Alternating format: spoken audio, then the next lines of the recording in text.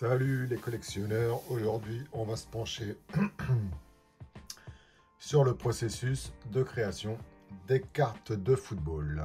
Donc je vais vous apprendre et je vais vous réussir à vous faire comprendre comment fonctionnent les cartes de foot.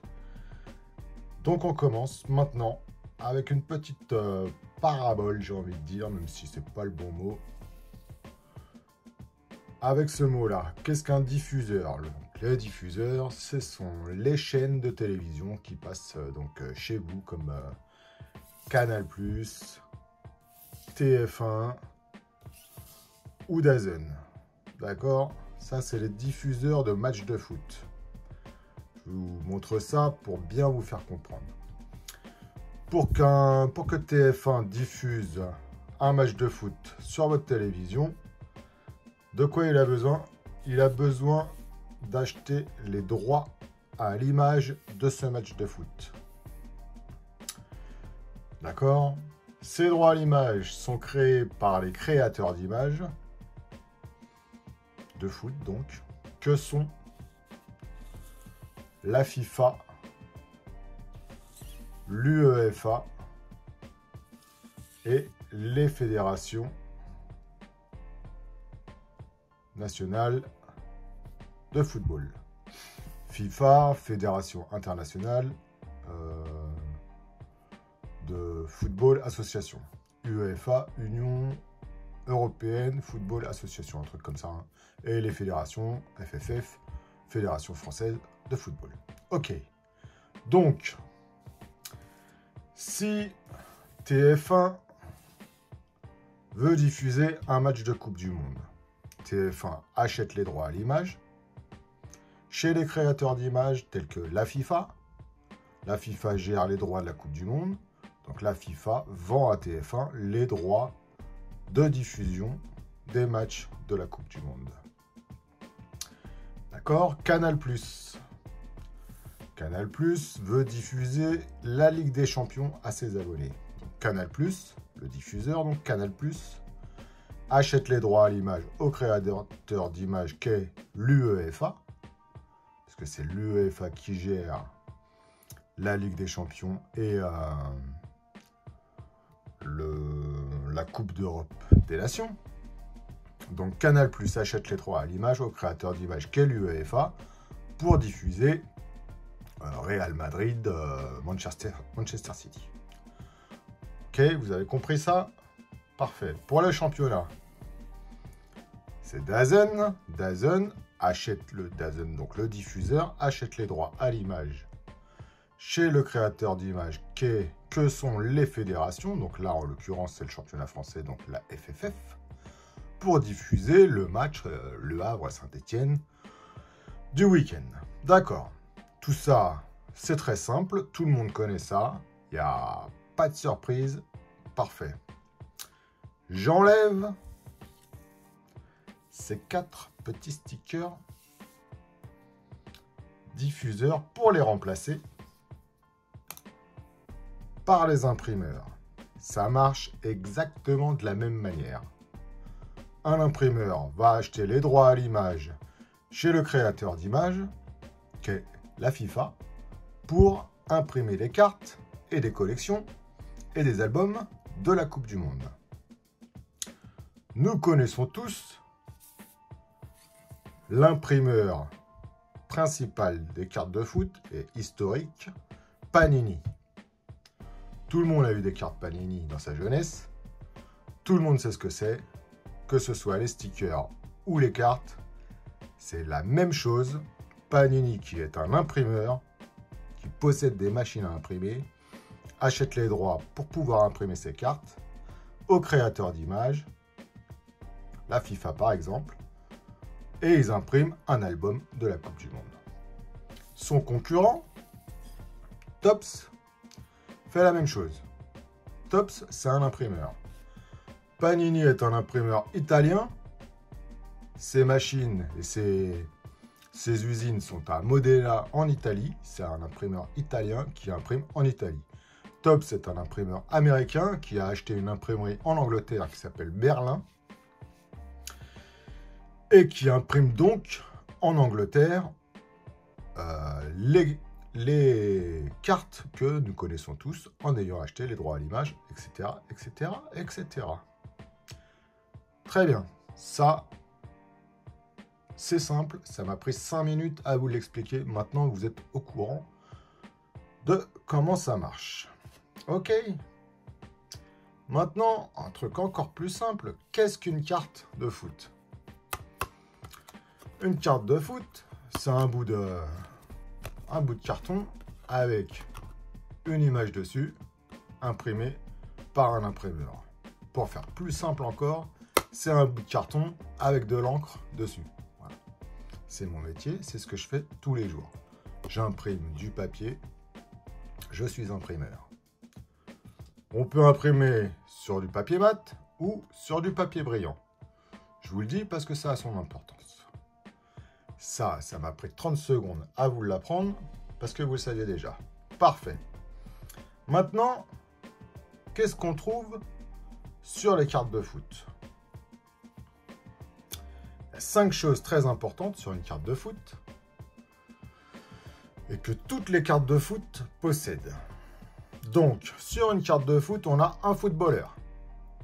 D'accord? Le footballeur, il a un maillot avec un écusson sur le maillot. Chose numéro 1, chose numéro 2. Un footballeur, un maillot. Numéro 3, il a un imprimeur.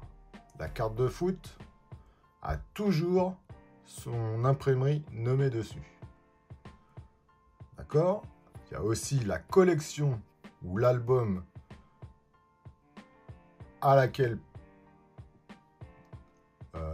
fait référence cette carte de foot. Donc là, en l'occurrence, Adrénaline. Ça, c'est une carte de foot Adrénaline de Kylian Mbappé, imprimée par Panini. Et chez qui Panini a acheté les droits d'imprimer cette carte de foot? Dans la fédération UEFA, ici. C'est un maillot international de Mbappé. Donc, c'est du Panini parce que c'est en 2021. Ok? Deuxième carte. Un footballeur. Un maillot avec son écusson. Un imprimeur, Panini. Une collection Adrénaline XL et une fédé, on va appeler ça les fédés, ces trucs-là. Là. L'UNFP qui fait partie, qui gère pour la FFF les cartes de foot. Troisième carte, un footballeur, un maillot, un écusson, un imprimeur qui est Panini, une fédé qui est l'UNFP, Fédération FFF, et une collection, en l'occurrence là, la collection Score.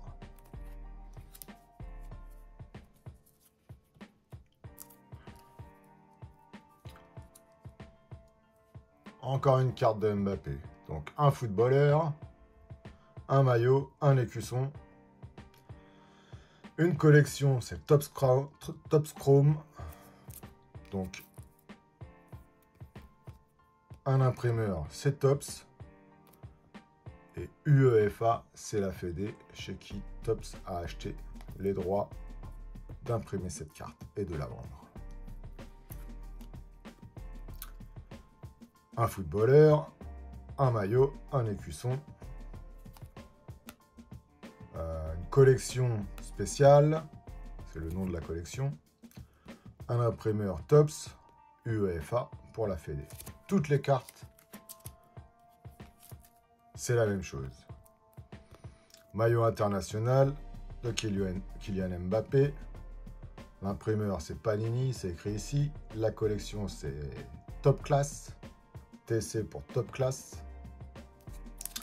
Et cette fois-ci, c'est la FIFA parce que c'est un maillot international. Je vous en fais beaucoup pour que ça rentre bien dans votre tête.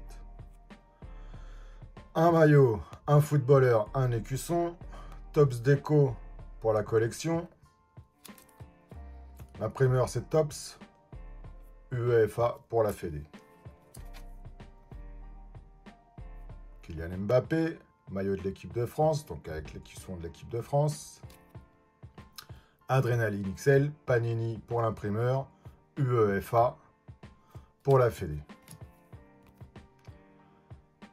Kylian Mbappé, maillot de foot de Paris Saint-Germain, pareil, imprimeur Panini, collection FIFA 365 Adrénaline XL, imprimé pour la FIFA.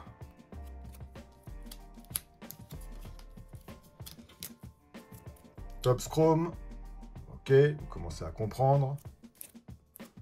Topps, UEFA.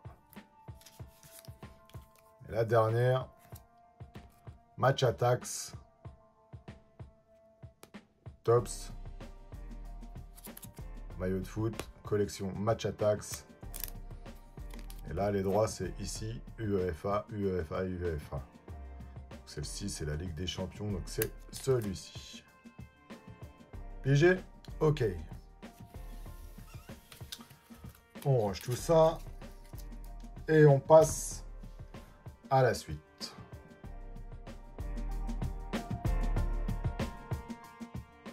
C'est reparti. Voici la suite de la démonstration. Donc dans cette suite, qu'est-ce qu'on va voir? On va voir en fait quel imprimeur possède quel droit à l'image. Quel imprimeur a acheté quoi? Combien, enfin non, pas combien, mais Panini a claqué son oseille dans quel droit? Et Topps a claqué son oseille dans quel droit? Donc c'est parti. Panini a acheté les droits FIFA. Panini, depuis 2015, ils ont perdu, mais avant 2015, Panini possédait tout. FIFA, UEFA, Fédération, Panini possédait absolument tout. En 2015, Topps est arrivé et a commencé à acheter et à mettre plus d'oseille sur la table que Panini. Donc Panini a perdu des licences. Donc Panini se retrouve avec FIFA. C'est en 2026, vous aurez la Coupe du Monde. L'album imprimé pour cette Coupe du Monde sera imprimé par Panini. Et toutes les cartes que vous verrez avec un maillot international, ce sera toujours Panini parce que Panini possède les droits internationaux. D'accord? L'UEFA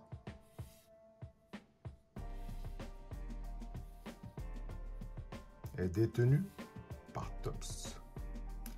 En 2015, je crois, je ne suis pas trop sûr de la date, mais vers 2015, Topps a déboulé avec son oseille, parce que Topps, en fait, c'est une marque qui appartient à une autre grosse marque qui est Fanatics, et ils ont beaucoup d'argent.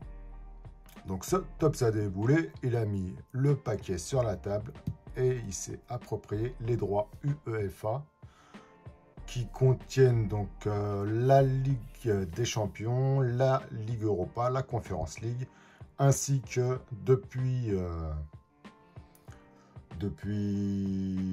2024, la Coupe d'Europe des Nations. C'est bien ça? 2024, oui c'est ça. Ensuite, on a Panini, qui possède certaines fédérations, et Topps qui en possède d'autres.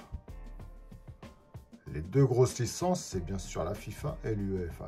Toutes ces licences-là, les fédérations, c'est les licences de championnat domestique.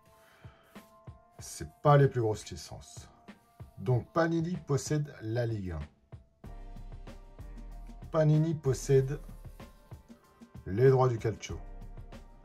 Panini possède le championnat espagnol, et Panini possède les droits sur la Première Ligue, le championnat donc anglais. Mais là, c'est terminé pour ce championnat-là. Ce championnat-là passe dans le giron de Topps à partir de la saison prochaine. En 2026, pour la saison 2025-2026, ce sera la Première Ligue qui va gérer et imprimer les cartes de la première ligue. J'ai oublié la Bundesliga. La Bundesliga appartient à Topps depuis un paquet de temps. Je ne saurais pas vous dire. Je ne sais pas si c'est l'année prochaine 2025-2026 ou 26-27. Je sais que les droits 2026 ont été vendus à Topps. Donc j'imagine que là, au mois d'août, là, quand les championnats reprennent, normalement, c'est Topps qui aura le droit d'imprimer la première ligue. Je pense que c'est ça. D'ailleurs, en parlant de ça, Topps a ouvert très récemment un magasin sur Regent Street à Londres, un très grand magasin de cartes de foot uniquement. Et c'est pour ça que je collectionne les cartes de foot, parce que je sens que la pression va être mise par ces deux marques pour en vendre de plus en plus et pour avoir donc de plus en plus de collectionneurs. Et celui qui s'y mettra en premier aura les plus belles cartes à moindre coût. Donc, tout ça c'est pigé. On passe à la troisième partie de la vidéo dans un instant.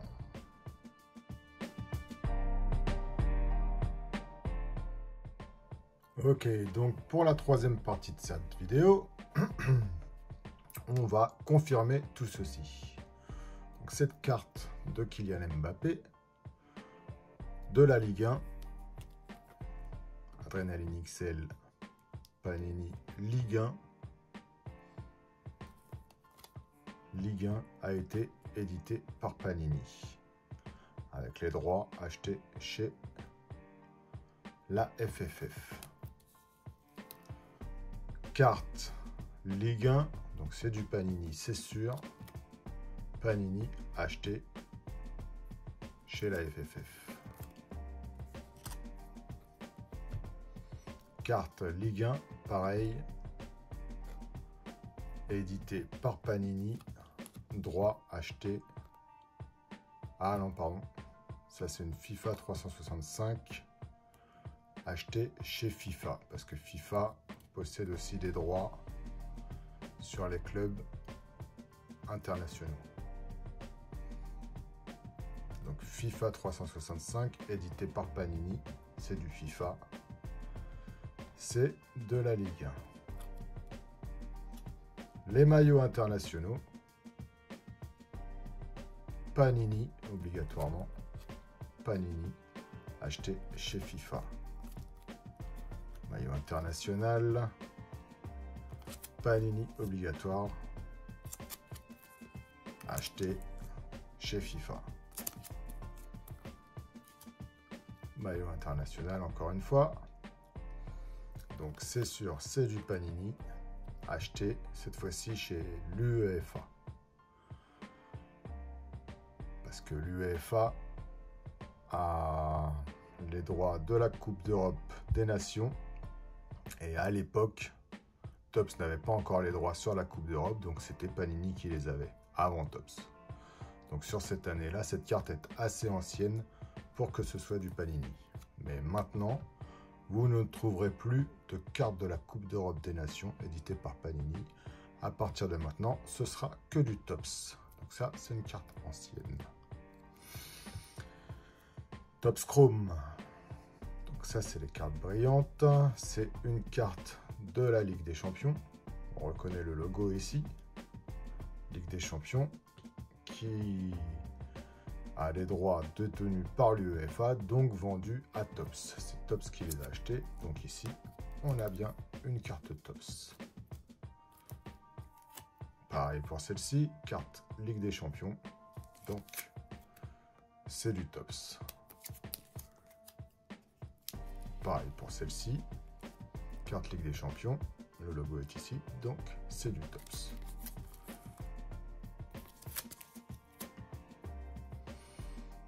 Pareil, Topps, carte Ligue des Champions. Il y a le logo ici et la Match Attax. Le logo est ici. Match Attax, c'est du Topps.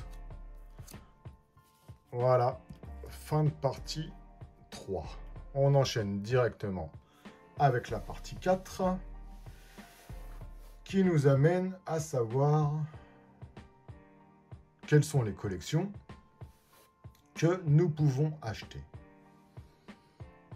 Plus besoin de tout ça parce que j'ai déjà tout préparé.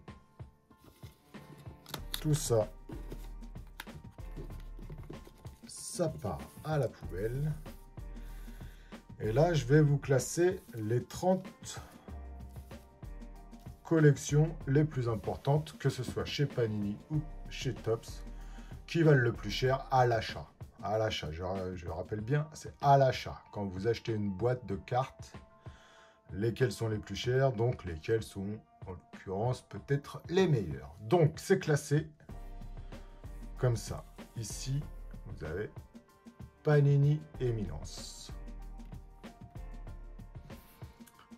8 cartes, quand vous achetez une boîte, vous avez que 8 cartes dedans. Numérotées, signées, one of one, tout ça c'est là-dedans. C'est la collection la plus chère. En deuxième, vous avez Flawless. En troisième, National Treasure. En quatrième, vous avez Immaculate. Et en cinquième, vous avez Impeccable. Ou Impeccable, comme ils disent les Américains. Donc tout ça, c'est du Panini. Tout ça, c'est les plus belles cartes qui ont jamais été publiées niveau football. Ça coûte un bras. Voilà. Si vous voulez vous acheter ce genre de cartes, les voir en tout cas, vous tapez dans la barre de tâches de YouTube Panini Eminence et vous trouverez des gens qui ouvrent ce genre de cartes, qui ont filmé leurs ouvertures. Vous verrez ce que c'est. Flawless, pareil. Panini Flawless, Panini National Treasure, Immaculate ou Impeccable. Et vous tomberez sur les vidéos et les cartes que vous voulez voir. On va mettre ça de ce côté. Je vais avoir besoin d'un petit peu plus de place peut-être. Donc là, les 5 plus grosses. En sixième est classé Spectra. Très cher aussi. Black Gold. Gold Standard. Inception. Et là, on arrive chez Topps. Vous voyez, les 7 plus belles extensions, les 7 plus belles collections, c'est du Panini. Topps arrive ici. Topps a produit du saphir. Derrière, on a l'obsidiane de Panini. Le treble de Panini. Ma collection préférée, c'est celle-ci à moi, personnellement. La Nobility de Panini, classée en 13e position. Je ne possède pas de carte, hein, c'est juste que je les vois sur internet et je les trouve magnifiques. Topps Museum pour suivre. La collection Tier 1 de Topps en 15e position. La collection Pearl de Topps, que j'aime pas du tout. La collection Panini Select. Là, j'ai une carte Select de la Minimal, une carte de base. C'est tout ce que j'ai dans ma collection. La collection Merlin de Topps. Alors cette collection, c'est plutôt axé sur les rookies. Si vous aimez les cartes rookies, c'est souvent Merlin qui publie les rookies en premier. D'accord? Ensuite, on passe, on va dire que ça, c'est la première, les 5 plus grosses. Ça, c'est le deuxième groupe, le haut niveau. Ça, c'est très haut niveau. Ça, c'est haut niveau, on va dire. Le niveau suivant, donc le niveau classe 12, mais sans plus, on va dire. Les prismes de chez Panini, collection historique, puisque c'est la première collection qui a été sortie sur des cartes de foot. Donc c'est en 2014 pour la Coupe du Monde, je crois, je sais pas. Et c'est la plus ancienne des cartes du hobby, comme on appelle ça, les cartes chères. Ensuite, on a Topps Chrome, première sortie en 2016. Ensuite, on a Chronicle. Topps Merlin Chrome, c'est un petit peu différent. Je ne connais pas ces cartes-là. Topps Finest, que j'aime pas du tout. Panini Mosaic, que j'aime pas non plus. Topps Déco, que j'adore. en 25e position. Et j'ai mis Donruss en 26e position. Parce qu'il y a les cartes, les célèbres cartes Kaboom, si je ne m'abuse, dans la collection Donruss, qui est une très grosse collection à chaque fois. Je n'ai jamais ouvert une seule boîte de toutes ces collections-là. Ça coûte beaucoup trop cher pour moi. Moi, je me cantonne à des petits trucs, mais tout ça, c'est pour les gens qui ont de l'oseille. Ensuite, j'ai ouvert de ça, moi. Donc ça, c'est très haut, haut, cool. Et là, c'est très... Enfin, c'est le bas de gamme. Voilà, le bas de gamme. Donc, on a Score, on a Match Attacks, que j'ai ouvert sur la chaîne.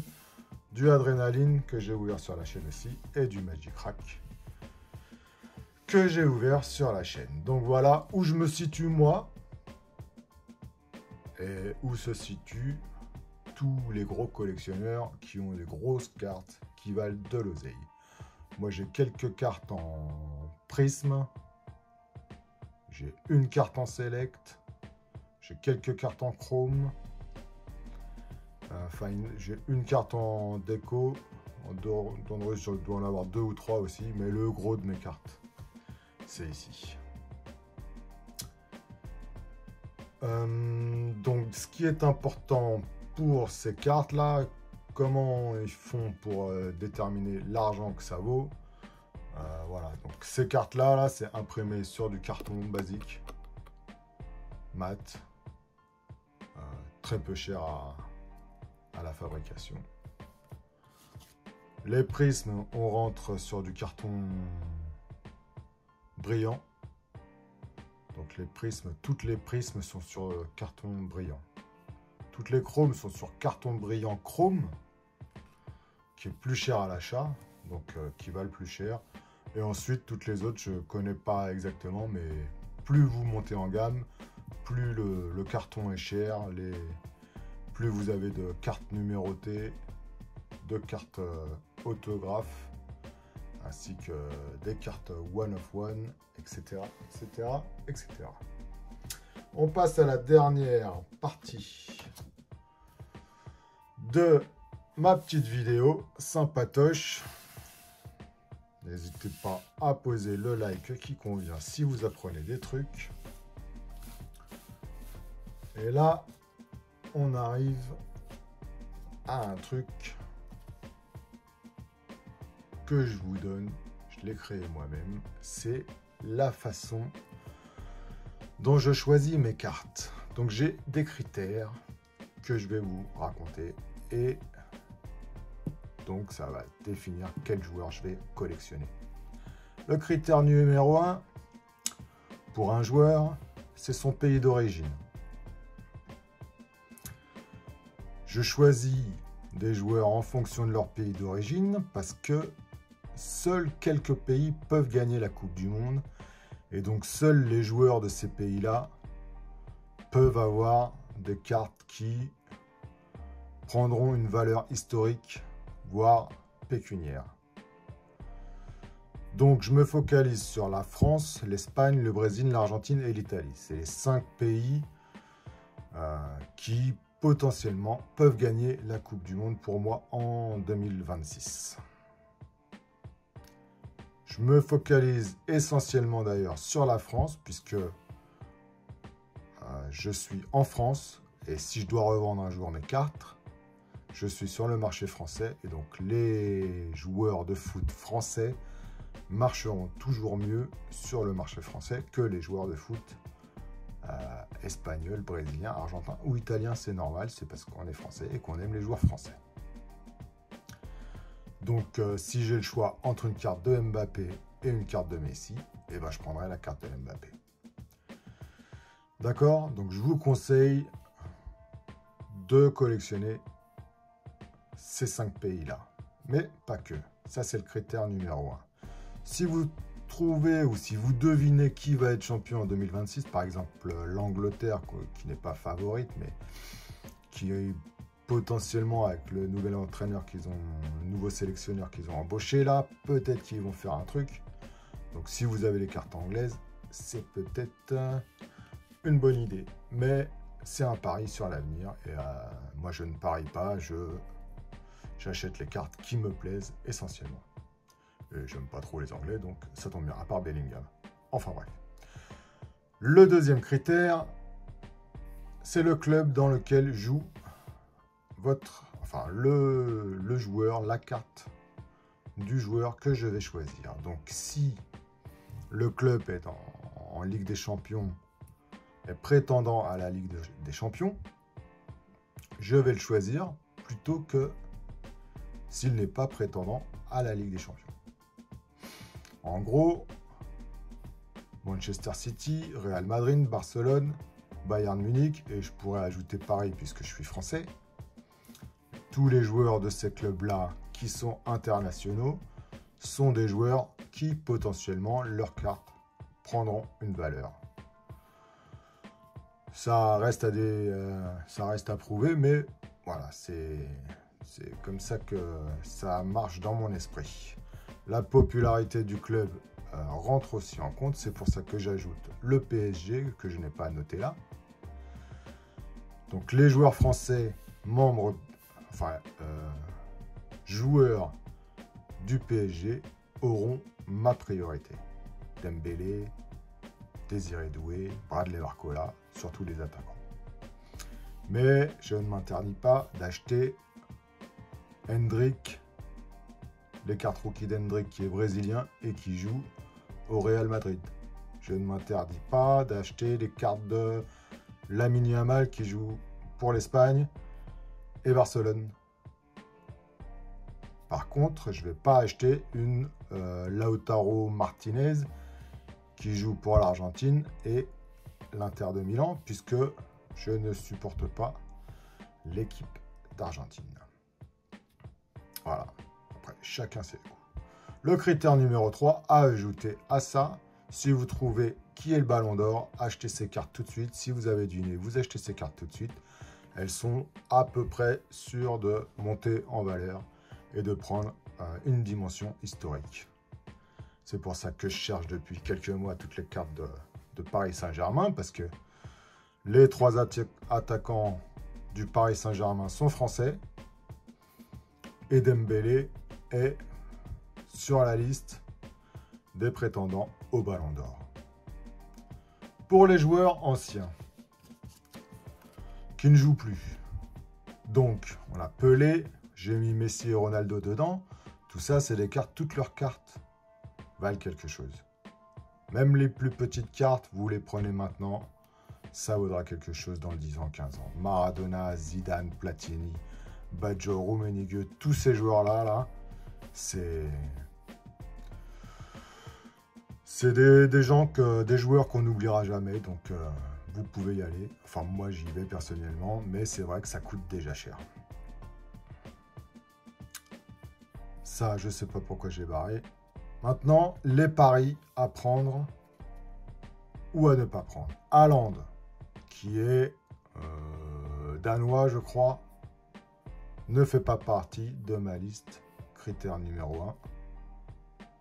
Fait partie de ma liste critère numéro 2 et ne fait pas partie de ma liste Ballon d'Or, puisque avec son équipe nationale, il ne performera jamais, donc à mon avis, il n'aura jamais le Ballon d'Or. Donc Haaland, j'achète pas. Bellingham, j'adore le joueur, il ne fait pas partie de ma liste comme Haaland des critères numéro 1, il fait partie des critères numéro 2 puisqu'il est au Real Madrid, et il est potentiellement Ballon d'Or, mais tant qu'il fera rien avec la sélection, ça m'étonnerait